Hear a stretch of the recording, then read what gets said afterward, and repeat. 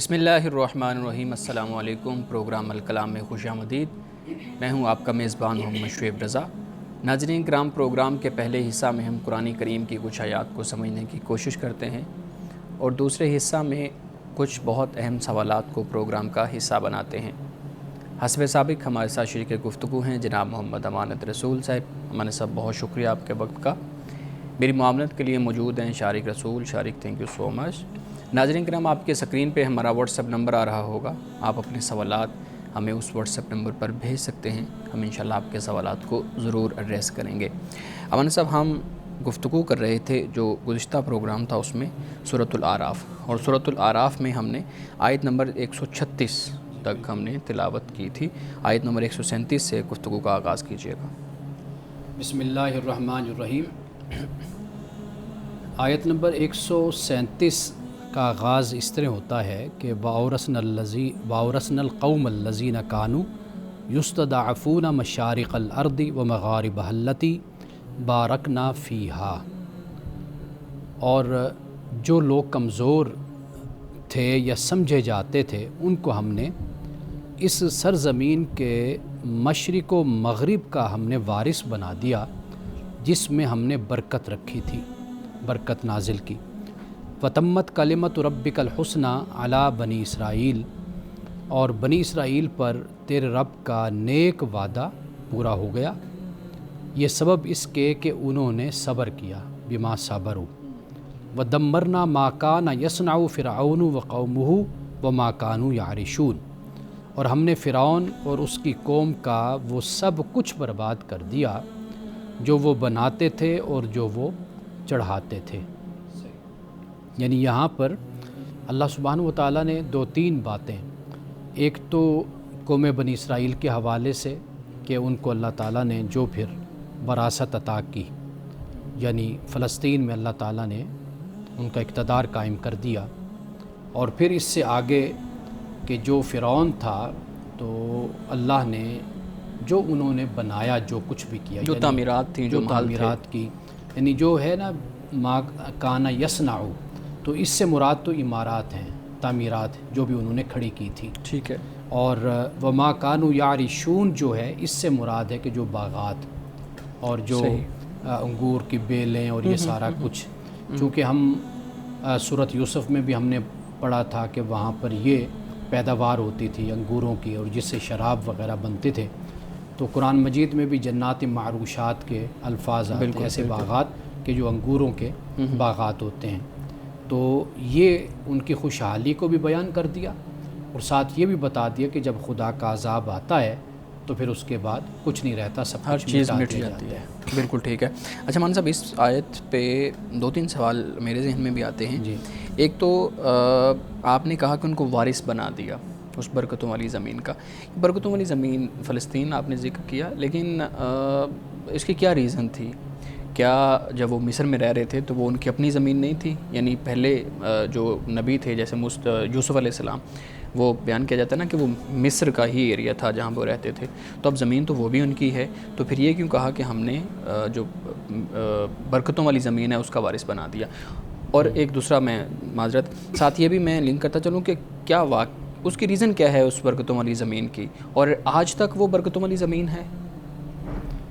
ایک تو یہ ہے کہ اللہ سبحانہ و تعالیٰ نے یہاں پر ایک خوشخبری اس کو بیان کر دیا ان کی قوم کے لیے، موسیٰ علیہ السلام قوم کے لیے، یعنی یہ کہ اللہ سبحانہ و تعالیٰ نے ان کو آنے والے وقت میں اللہ نے اقتدار ان کو عطا کیا۔ صحیح، یعنی یہ ایک لمبی تاریخ ہے ان کی۔ حضرت یوشع بن نون جو آپ کے خلیفہ تھے حضرت موسیٰ علیہ السلام، ان کا بھی اقتدار پھر قائم ہوا وہاں پر فلسطین میں، اور پھر بعد میں بھی اقتدار ان کا قائم ہوا۔ تو گویا کہ یہ ایک مسلسل جو سفر تھا ان کا، تو اللہ تعالیٰ نے یہ بتایا کہ اللہ نے ان کو فلسطین میں اقتدار عطا کیا۔ آپ جانتے ہیں کہ پہلے فلسطین کی طرف چڑھائی کرنے کا حضرت موسیٰ علیہ السلام نے کہا، سورۃ المائدہ میں اس کو بیان کیا گیا، لیکن یہ ڈر گئے، پیچھے ہٹ گئے اور نہیں اس طرف بڑھے۔ تو اس کے بعد پھر ان پر 40 سال کے لیے وہ بھٹکنا یہ لازم کر دیا گیا۔ پھر اس کے بعد حضرت یوشع بن نون کے دور میں پھر ان کو فلسطین میں اقتدار ان کو عطا ہوا۔ تو مطلب ایک تو اس طرف اشارہ ہے، فلسطین مطلب یروشلم، یروشلم کا جو علاقہ ہے نا وہ سارا، اور یہ یروشلم باقاعدہ طور پر تو حضرت سلیمان علیہ السلام کے زمانے میں بنا، لیکن اس سے پہلے اس کا نام یروشلم نہیں تھا، کوئی اور اس کے لیے استعمال کرتے تھے۔ لیکن فلسطین بھی نہیں تھا؟ نہیں، فلسطین تو موجود تھا نا، حضرت ابراہیم علیہ السلام بھی۔ اچھا، نام جو ہے یہ اس وقت ہی بولا جاتا تھا؟ یہ وہاں پر حضرت ابراہیم علیہ السلام بھی یہاں پر آئے اور بعد میں بھی انبیاء آتے رہے، اور یہاں پر انبیاء علیہ السلام کی کافی تعداد میں قبریں بھی یہاں پر موجود ہیں، اور یہ علاقہ بڑا خوشحال علاقہ تھا۔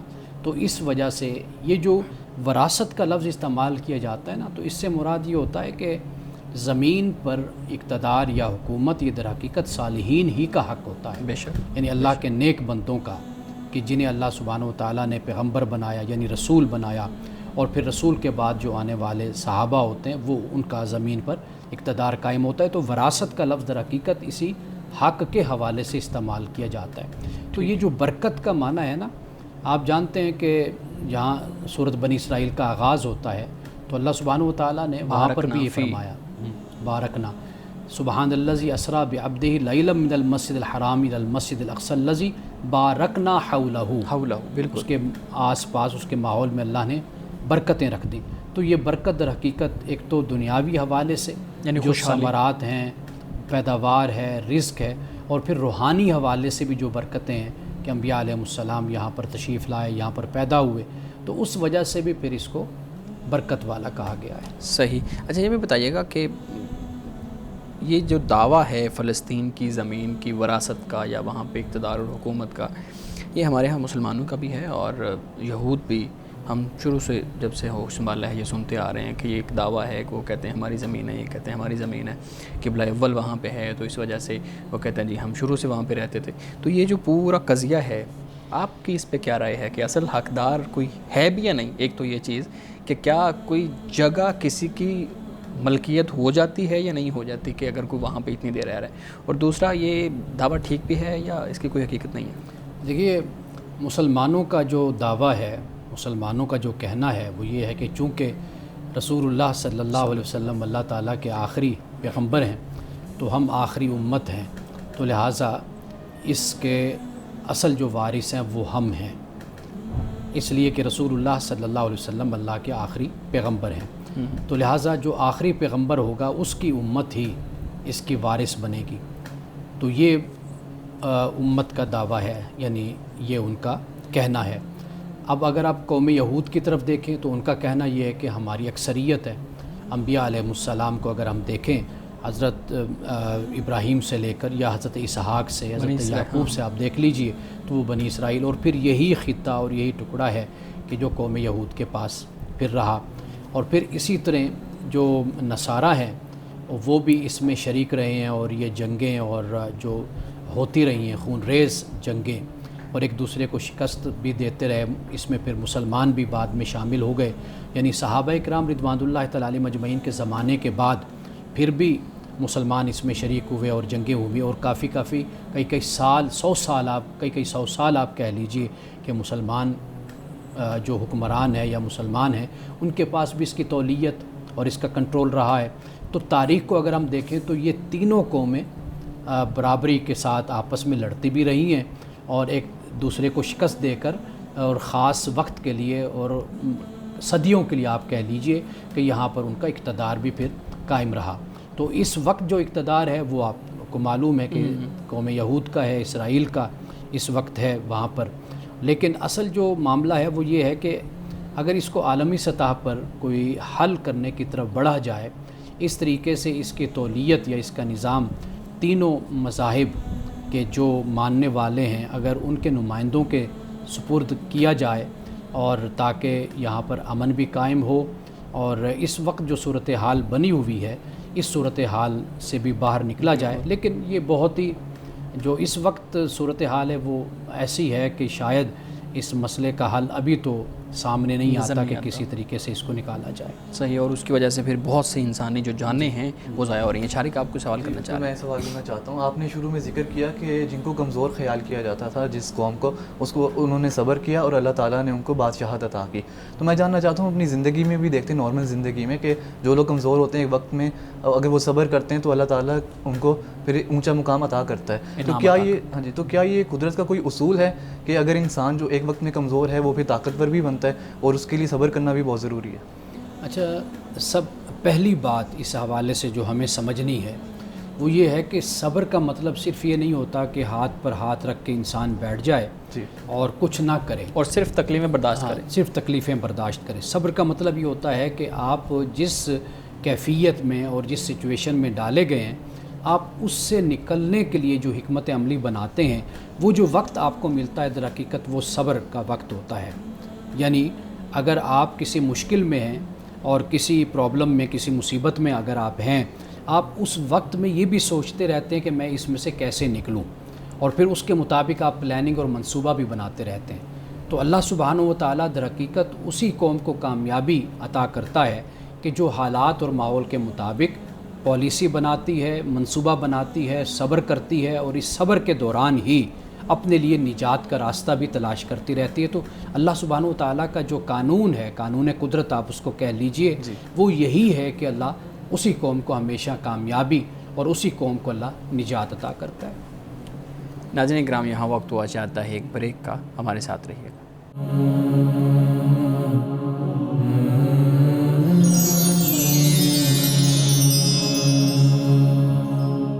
پروگرام میں ایک دفعہ پھر خوش آمدید۔ اب امان صاحب، ہم بات کر رہے تھے کہ وارث بنا دیا، یعنی بنی اسرائیل کو نجات دی اور وارث بنا دیا۔ میں یہ پوچھنا چاہوں گا، یہاں پہ ہمارے ہاں ایک عام سی بحث ہوتی ہے کہ جو یوم عاشور ہے، 10 محرم کا دن کو ہمارے ہاں مشہور ہے، وہ ساری شریعتوں کے اندر اہمیت کا حامل ہے۔ اسی دن ہی موسیٰ علیہ السلام کی اس قوم کو نجات ملی تھی، اسی دن ہی جو ہے نا وہ حضرت آدم علیہ السلام اس دنیا پہ آئے دنیا پہ، اور اسی طریقے سے پھر ہمارے ہاں کربلا کا جو واقعہ ہے وہ بھی تاریخی طور پہ اس کے ساتھ لنک کرتا ہے۔ تو کیا یہ قیامت بھی 10 محرم کے دن ہی آئے گی، اور کیوں اس دن کو اتنی اہمیت حاصل ہے ہر شریعت کے اندر؟ اچھا، اس حوالے سے جو روایات بیان کی جاتی ہیں وہ مستند روایات نہیں ہیں۔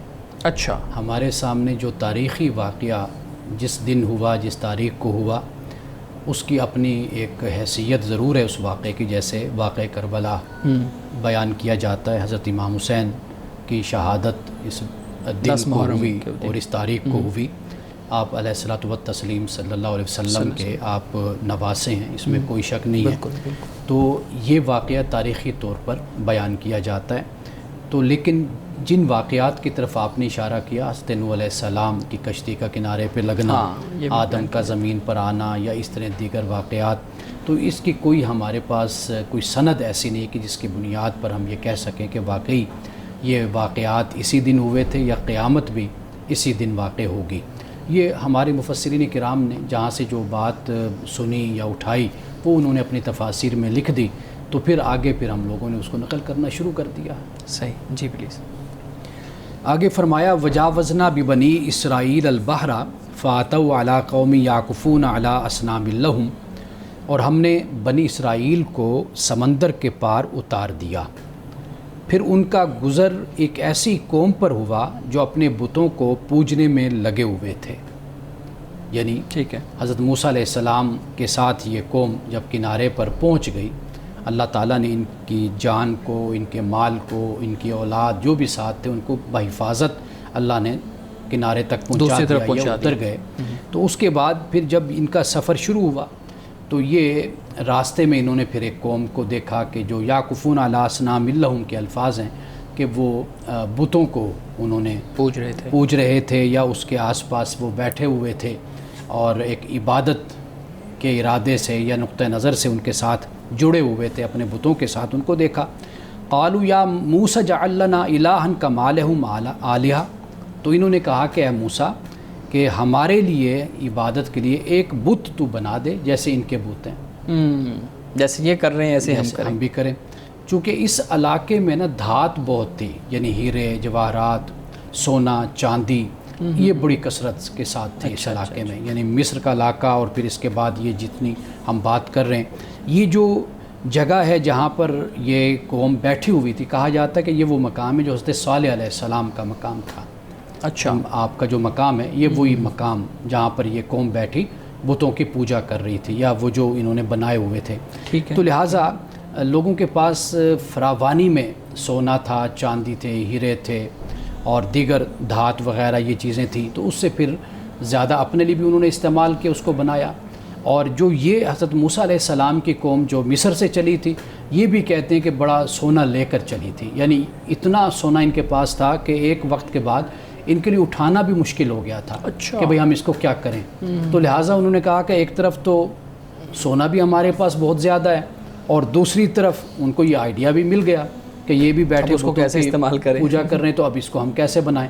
تو ان کا چلو اس سونے کو ہم اس طرح استعمال کر لیتے ہیں کہ بھئی اس کے بت بنا لیتے ہیں۔ تو پھر سامری بھی ان کو مل گیا، یعنی جو شخص کہتے ہیں شکر خورا ہوتا ہے اس کو شکر بھی پھر مل جاتی ہے، تو جو اس کا ذہن ہوتا ہے اس کے مطابق اس کو ماحول، پھر اس کو لوگ بھی مل جاتے ہیں۔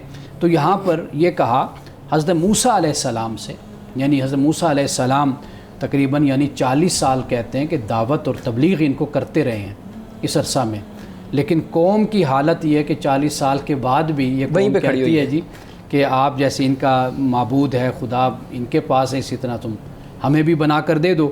قال انکم قوم تجہلون، حضرت موسیٰ علیہ السلام نے کہا کہ تم بڑے جاہل لوگ ہو، یعنی یہ جو کہا نا کہ تم بڑے جاہل لوگ، یعنی اس میں دیکھیے حضرت موسیٰ علیہ السلام کا درد بھی نظر آتا ہے کہ بھئی میں نے اتنی تمہیں تبلیغ کی ہے، دعوت دی ہے، چونکہ جو تورات ہے نا یہ تو بعد میں حضرت موسیٰ علیہ السلام کو ملی، ٹھیک ہے، جب اللہ سبحانہ و تعالیٰ سے ملاقات کے لیے آپ گئے، لیکن جو وحی کا سلسلہ تھا وہ تو پہلے ہی شروع ہوا، اور پھر وہ جو دعوت اور تبلیغ کا سلسلہ تھا جیسے قرآن مجید نے بیان کیا، تورات میں بھی اس کو بیان کیا گیا، تو وہ تو پہلے دن سے شروع ہو گیا تھا، ٹھیک ہے، لیکن وہ دعوت اور تبلیغ تھی۔ لیکن اللہ سے جو ملاقات ہوئی کوہ طور پر، وہ در حقیقت وہ ملاقات تورات کے حوالے سے اللہ تعالیٰ نے قانون اللہ تعالیٰ نے حضرت موسیٰ علیہ السلام کو دیے، ریٹن تو ہاں تورات جو ہے، تو کہا یہ جاتا ہے کہ حضرت موسیٰ علیہ السلام کو اصل میں 2 چیزیں ملیں، جسے تلمود بھی کہا جاتا ہے۔ تورات کے کہتے ہیں 2 حصے ہیں، ایک حصہ تو وہ ہے جو ریٹن میں اللہ تعالیٰ نے دیا، جس کو ہم کہتے ہیں کہ وہ تختیاں، ہاں تختیاں۔ ایک کہتے ہیں، دوسری صورت یہ کہتے ہیں کہ وہ جو شریعت یا وہ جو دین ہے وہ عملی طور پر بھی نافذ ہوا، یعنی حضرت موسیٰ علیہ السلام کے ذریعے سے بنی اسرائیل کو ملا، جو انہوں نے اپنی اولادوں کو بتایا، اولادوں نے پھر آگے، پھر اس طریقے سے وہ دین کا یہ حصہ آگے پھیلتا گیا، جو زبانی تھا، لکھا ہوا نہیں تھا، وہ پھر عام ہوتا چلا گیا۔ جیسے ہم بھی یہ بات کہتے ہیں کہ دین 2 حیثیت سے ہمارے پاس ہے، ایک تو قرآن کی صورت میں، ایک سنت کی صورت میں ہم کہتے ہیں، جو سنت سے مراد یہ جو عمل میں نافذ ہو گیا ہے، جیسے نماز پڑھنے کا طریقہ بھی ہمیں معلوم ہو گیا، جیسے دیگر معاملات بہت سے ایسے ہیں کہ جو لوگ اکثر یہ سوال کرتے ہیں کہ قرآن مجید میں تو یہ نہیں لکھا ہوا، لیکن سنت سے پھر ہمیں یہ معلوم ہوتا ہے کہ بھئی رسول اللہ صلی اللہ علیہ وسلم نے اس کو اس طرح رائج فرمایا اللہ تعالیٰ کی راہبری اور رہنمائی میں کہ پھر وہ عمل میں اس طرح نافذ ہو گیا کہ اس میں کوئی غلطی کی یا اس کے دنیا سے متروک ہونے کی یا معدوم ہونے کی کوئی امکان بھی اس کا نہیں رہا، وہ اس طرح نافذ ہو گیا، تو اس کو پھر سنت کہا جاتا ہے۔ بات واضح ہوگی جی۔ اچھا امن صاحب، اسی آیت پہ جو اصنام لکم کا ذکر آیا ہے، ہم جب دیکھتے ہیں کہ اسلامی تاریخ کے اندر شرعی طور پہ جب فقہ لکھی گئی، پھر فقہ کے اوپر مزید کام ہوا، ہمارے ہاں لوگوں نے ایک مدون شکل میں، کتابی شکل میں ہمارے سامنے چیزیں آئیں، تو پھر ایک بحث ہو گئی کہ یہ جو صنم بنانا ہے، بت بنانا ہے، یا یہ جو مجسمہ بنانا ہے، شکل بنانا ہے، یہ ٹھیک ہے یا نہیں ٹھیک۔ اور ہم نے تو اتنے سخت فتوے بھی دیکھے ہیں کہ یہ حرام ہے، یعنی حرام ایک بہت انتہا لیول پہ جا کے کسی چیز کو بیان کیا جاتا ہے، لیکن اس پہ کہا گیا کہ یہ حرام ہے۔ آپ بتائیے گا کہ یہ آپ کا اس پہ کیا نقطہ نظر ہے کہ یہ جو بت بنانا ہے یا اپنا کوئی شکل بنانا ہے، لوگ شوق سے بھی بناتے ہیں، یہ حرام ہے؟ دیکھیے علماء میں، امت میں 2 آراء ہمارے سامنے آتی ہیں، تو اس سے بات مزید واضح ہو جائے گی۔ ایک تو یہ ہے کہ رسول اللہ صلی اللہ علیہ وسلم نے منع فرما دیا، یعنی آپ نے کہا کہ بھئی یہ نہیں بنانے بت وغیرہ، یا ایسی چیزیں جو پتھروں سے یا لکڑی سے یا کسی چیز سے، ایک رائے یہ ہے. ایک یہ منع فرما دیا. اب اس منع کے پیچھے یہ وجہ بیان کی جاتی ہے چونکہ اس معاشرے میں بت پرستی تھی، اس معاشرے میں شرک تھا، تو اس لیے رسول اللہ صلی اللہ علیہ وسلم نے اس سے منع فرما دیا. کیوں؟ اس لیے کہ بت پرستی سے ہی مسلمان نکل کر آئے تھے. اگر یہ بت بنانا یا پتھر سے یا لکڑی سے یا تصویر یا کچھ بھی اس طرح کا تخلیق کرنا جو انسان ہی سے مشابہت ہے یا کسی سے بھی مشابہت اس کی ہو جاتی ہے، تو اس سے پھر اس بات کا ڈر تھا کہ واپس یعنی جس چیز سے منع کیا گیا تھا اسی میں واپس نہ لوٹ جائیں. یہ ایک وجہ اور سبب تھی کہ رسول اللہ نے اس کو منع کیا. اب علماء نے اس پر یعنی دو آراء ہمارے سامنے آ گئی. ایک رائے علماء کی یہ کہ یہ مستقل ہی طور پر اس کو حرام کر دیا گیا، یعنی آپ جو کچھ بھی بناتے ہیں یا وجود میں لاتے ہیں جسے اسٹیچو ہم کہتے ہیں اور مجسمہ سازی ہوتی ہے، یہ چیزیں ایک رائے کے مطابق مستقل طور پر اس کو حرام علماء نے قرار دیا. ایک رائے یہ ہے کہ چونکہ وہاں پر یہ وجہ اور سبب تھا کہ جس کی بنیاد پر رسول اللہ نے منع فرمایا، تو لہٰذا اس کی جو حرمت ہے اور اس کی اجازت نہ دی گئی اس وجہ سے اور اس کا تعلق اس زمانے کے ساتھ ہے. تو لہٰذا اگر آج کوئی مجسمہ سازی کرتا ہے، کوئی بناتا ہے، تو اس میں کوئی حرج نہیں ہے.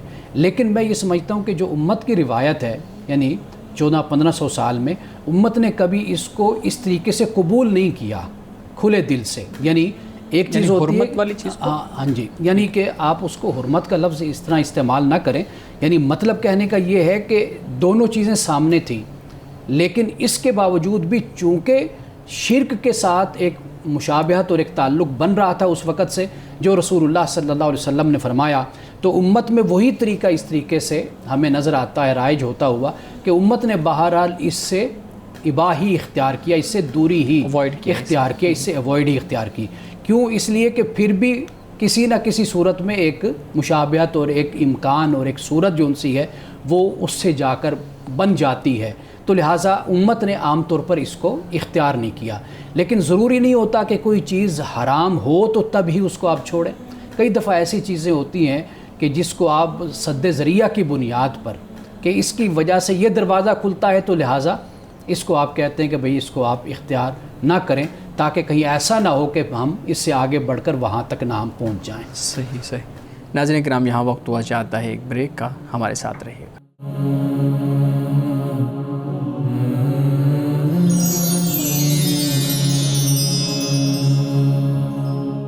ویلکم بیک ناظرین. امانت صاحب، ہم بات کر رہے تھے کہ مجسمہ سازی اور ان چیزوں پہ. ایک روایت میں آپ کے سامنے رکھتا ہوں، شارح کے بھی اس پہ سوالات ہیں، تو میں ایک روایت آپ کے سامنے رکھتا ہوں جو بیان کی جاتی ہے کہ رسول اللہ صلی اللہ علیہ وسلم نے فرمایا کہ فرشتے اس گھر میں داخل نہیں ہوتے جس گھر میں کتا اور تصویر ہو. اس روایت پہ آپ کی کیا رائے ہے؟ دیکھیے، کتا قرآن مجید جب ہم پڑھتے ہیں تو قرآن مجید نے تو شکاری کتے کی تعریف کی ہے. یعنی ہم ان کو وہ سکھاتے ہیں جو اللہ تعالیٰ نے ہمیں سکھایا، بتایا، ہم ان کو سدھاتے ہیں، ان کو تربیت دیتے ہیں شکار کرنے کی. اس کو تو قرآن پاک نے بیان کیا ہے. اصل جو معاملہ ہوتا ہے وہ یہ ہے کہ ہم ایک چیز کو اٹھاتے ہیں اور اس کو کلی طور پر اس کا ہم عمومی طور پر اس کا اطلاق کر دیتے ہیں. حدیث بھی اگر جب آپ لیں گے تو آپ دیکھیں گے کہ اس کا سبب کیا ہے کہ رسول اللہ نے صلی اللہ علیہ وسلم نے یہ فرمایا. یہ بات کیوں فرمائی؟ یعنی اب مثال کے طور پر کتے کو صرف اپنا حفاظت کے لیے بھی نہیں رکھنا، کسی اور نقطہ نظر کے لیے بھی نہیں رکھنا. یہ جو چیز آ جاتی ہے ایک عیاشی کے زمرے میں تو رسول اللہ نے اس چیز سے آپ نے منع فرمایا، اور پھر اپنے ماحول کے تقاضوں کے مطابق. اور جہاں تک تصویر کا معاملہ ہے وہ ہم پہلے اس کو ڈسکس کر چکے، چونکہ اس کی مشابہت اور صورت وہاں پر ایسی تھی کہ بت پرستی کا ماحول تھا، تو لہٰذا رسول اللہ نے ایسی ہر چیز سے ہمیں اور مسلمانوں کو، اس وقت کے مسلمانوں کو بچنے کی تلقین کی تاکہ ان سے محبت نہ اور تعلق نہ پیدا ہو. جی جی. تو حضرت موسیٰ کے حوالے سے سوال ہے جو آپ پہلے ذکر کر رہے تھے کہ حضرت موسیٰ کے دور کا تو مصر ہمیں معلوم ہے کیسا تھا، اس وقت کے کیا حالات و واقعات تھے، لیکن جب حضرت موسیٰ ہجرت کر گئے، روانہ ہو گئے مصر سے، تو اس وقت کا مصر کیسا تھا؟ اس کے بارے میں معلومات بہت کم ہیں. دیکھیے، اس وقت کا مصر تو پھر بالکل ہی اجڑ گیا نا، برباد ہو گیا، بادشاہ بھی نہ رہا. اس لیے کہ حضرت موسیٰ علیہ السلام اپنی قوم کو لے کر وہاں سے نکل گئے.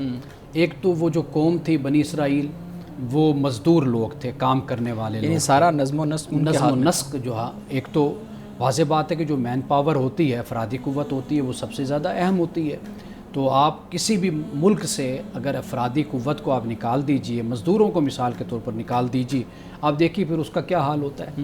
یورپ کے بارے میں اور عرب دنیا کے بارے میں یہ کہا جاتا ہے کہ یہ وہاں پر جانے والے جو تارکین وطن تھے، جی پاکستان سے گئے، کوئی انڈیا سے گیا، کوئی کہیں سے گیا، انہوں نے ان ملکوں کو تعمیر کیا ہے.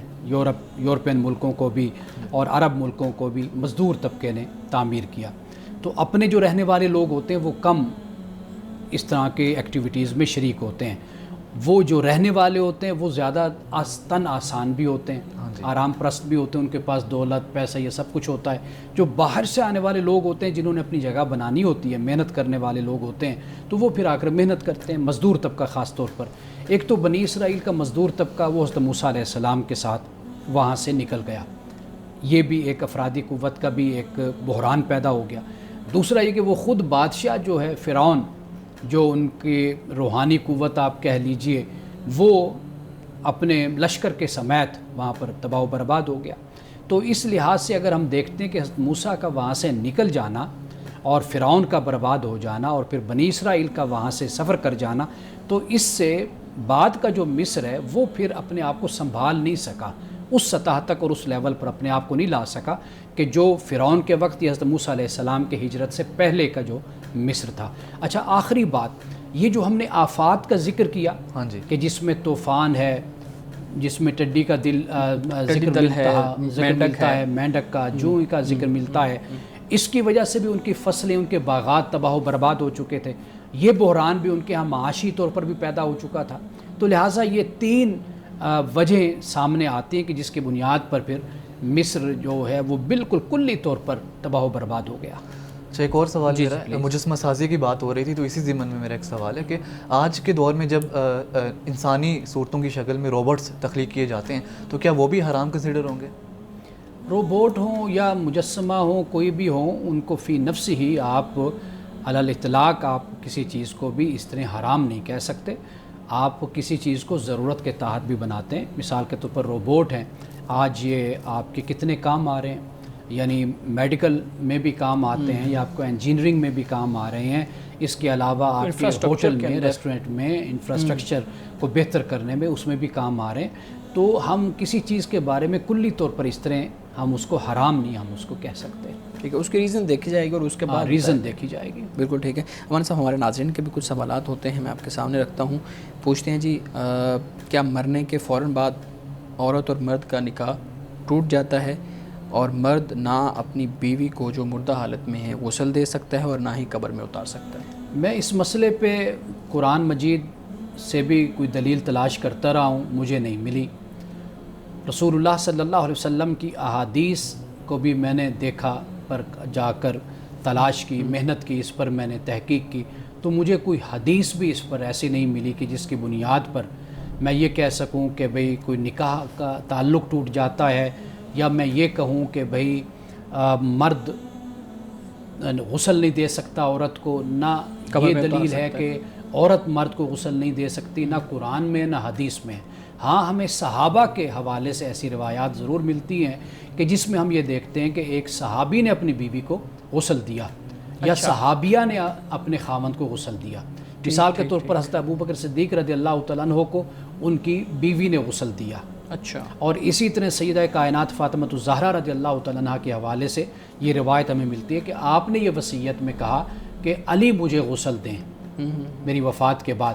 تو یہ حوالے تو ہمیں ملتے ہیں، لیکن قرآن سے یا حدیث سے ہمیں یہ کوئی حوالہ نہیں ملتا کہ اللہ نے یا اللہ کے رسول نے مرنے کے بعد یہ فرمایا ہو کہ نکاح دونوں کا آپس میں ٹوٹ جاتا ہے، تو لہٰذا خاوند اپنی بیوی کو غسل نہیں دے سکتا مرنے کے بعد اس کے، یا بیوی اپنے خاوند کو غسل نہیں دے سکتی خاوند کے مرنے کے بعد. تو ایسی کوئی روایت، کوئی حوالہ مجھے نہیں مل سکا. اچھا، مختصر یہ بھی بتا دیجیے گا کہ آپ نے بیان کیا کہ حضرت ابوبکر صدیق کی مثال ہمارے سامنے موجود ہے، حضرت فاطمہ الزہرا سلام اللہ علیہ کا جو ہمارے پاس اگزامپل ہے وہ موجود ہے. اس کے باوجود یہ بحث شروع کیوں ہوئی؟ اتنی بڑی دو مثالیں موجود ہیں، اس کے باوجود یہ بحث شروع ہو گئی ہے.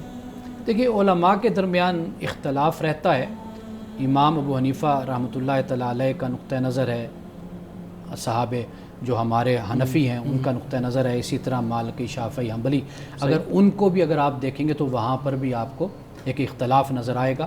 بعد علماء کا ایک نقطہ نظر ہوتا ہے، اس پر کوئی دلیل نہیں ہوتی، وہ اپنے حالات اور تقاضوں کے مطابق کہ ان کو اس بات کی فکر ہوتی ہے کہ کوئی اس سے کوئی فتنہ نہ پیدا ہو، کوئی اس سے ابہام نہ پیدا ہو، تو وہ وہاں پر ایک فتویٰ صادر کر دیتے ہیں، ایک رائے دے دیتے ہیں کہ بھئی یہ جو معاملہ ہے اس کو اس طریقے سے اختیار کیا جائے۔ تو ضروری نہیں ہوتا کہ کوئی امام، کوئی فقیہ اگر کوئی فتویٰ دے، کوئی رائے دے تو اس پر ضرور کوئی قرآن و حدیث کا کوئی حوالہ ہو۔ کئی دفعہ ایسے بھی ہوتا ہے کہ وہ اپنے زمانے اور حالات کے مطابق جو ان کے معاشرتی حالات ہوتے ہیں، سماجی حالات ہوتے ہیں، اس کو پیش نظر رکھتے ہوئے کسی برائی کا، کسی فتنے کا سد باب کرتے ہوئے وہ اس طرح کا فتویٰ دیا کرتے ہیں۔ ناظرین کرام، گفتگو ابھی جاری ہے، یہاں وقت ہوا چاہتا ہے ایک بریک کا، ہمارے ساتھ رہیے گا۔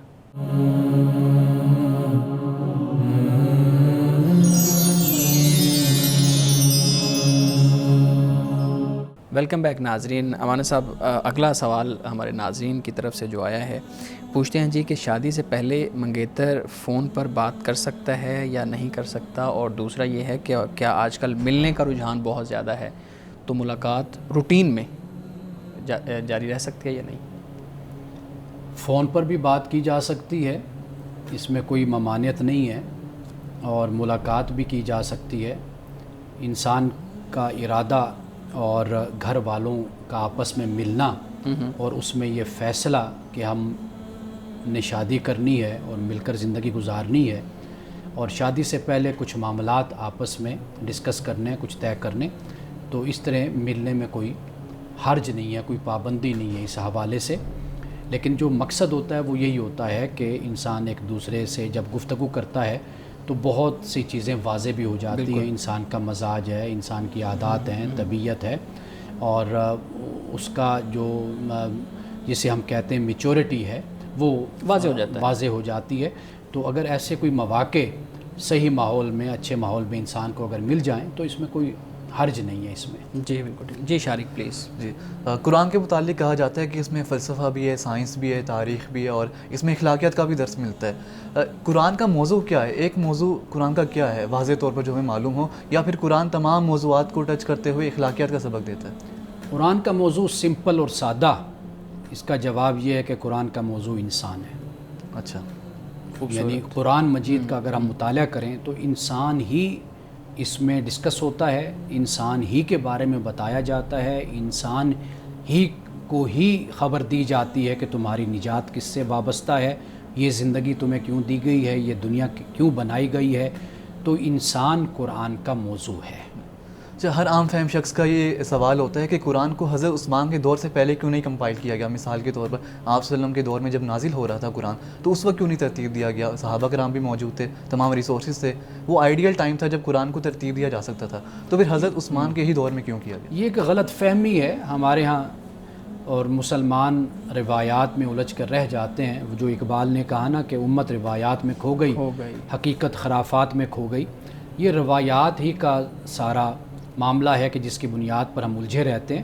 قرآن مجید رسول اللہ صلی اللہ علیہ وسلم ہی کے زمانے میں کمپائل ہوا، مدون ہوا، موجود تھا، پورا موجود تھا، اور پھر اس کے بعد جو آپ سیدنا عثمان غنی رضی اللہ تعالیٰ عنہ کے زمانے کی بات کر رہے ہیں، وہاں پر اصل جو اختلاف ہوا تھا وہ لہجوں کا اختلاف ہوا تھا، کہ جس کے بارے میں حضرت عثمان غنی بحیثیت خلیفہ کے آپ نے ایک لہجے کو جو قریشی لہجہ ہے اور رسم الخط ہے اس کو آپ نے رائج کر دیا تھا۔ اچھا، یہ چونکہ وہ سب سے بڑی زبان تھی تو لہٰذا وہ اس پر سب کو جمع کر دیا آپ نے۔ تو یہ ہے، تو لہجوں کا مثال کے طور پر اب جب لوگ مسلمان ہوئے، کوئی عرب سے تھا، کوئی فارس سے تھا، کوئی کسی ملک سے تھا، کوئی کسی علاقے سے تھا، لوگوں نے اسلام قبول کیا، بولنے کا انداز مختلف تھا، عربی کی ادائیگی مختلف تھی، لکھنے کا طریقہ مختلف تھا۔ یعنی مثال کے طور پر کوئی حتہ ہے، ہا کے ساتھ اس کو عطا لکھ لیتا تھا، عین کے ساتھ، اس طرح کے بہت سے الفاظ تھے۔ آج بھی اگر آپ دیکھ لیجئے ترکی کو جو لوگ ہیں وہ جب بولیں گے کاف کو چے کی آواز سے بولیں گے، اللہ اکبر کہتے ہیں۔ اسی طرح اگر آپ ان کو دیکھ لیں اپنا مصر والوں کو، وہ گاف کا بولتے ہیں، یعنی جیم کو گمہ کہیں گے جمعہ کی جگہ۔ تو ایسا بہت سا اختلاف جو ہے نا لہجوں کا، الفاظ کا، ادائیگی کا، یہ اس وقت بھی سامنے آ گیا تھا، تو سیدنا عثمان غنی رضی اللہ تعالیٰ عنہ نے یہ کیا کہ حکومت کے تحت، ریاست کے تحت آپ نے ایک لہجے پر امت کو جمع کر دیا۔ یہ در حقیقت آپ نے کام کیا تھا۔ امن صاحب آج کے حدیث مبارکہ بیان کیجیے گا۔ حضرت ابن عباس رضی اللہ تعالیٰ عنہ سے روایت ہے، نبی اکرم صلی اللہ علیہ وسلم نے فرمایا، جس مسلمان کو 2 بیٹیاں مل گئیں، یعنی اس کے ہاں 2 بیٹیوں کی پیدائش ہوئی اور اس نے انہیں حسن سلوک کے ساتھ رکھا، تو وہ دونوں اسے جنت میں داخل کرا دیں گی۔ ایک حدیث کے مطابق 3 بیٹیوں کا بھی ذکر ملتا ہے اور ایک حدیث میں بہنوں کا بھی ذکر ملتا ہے بیٹیوں کے ساتھ۔ اللہ تعالی ہمیں یہی توفیق عطا کرے کہ اگر اللہ ہمیں بیٹیاں دے تو ہم اپنی بیٹیوں کی اچھی تربیت کریں اور ان سے اچھے سلوک سے پیش آئیں۔ ناظرین کرام، اس دعا کے ساتھ اپنے پروگرام کا اختتام کریں گے۔ اللہ رب العزت حسن کلام اور تاثیر کلام عطا فرمائے، ہماری زبان کی گروں کو کھول دے اور سننے والوں تک خیر کا پیغام پہنچے۔ اجازت دیجیے، خدا حافظ۔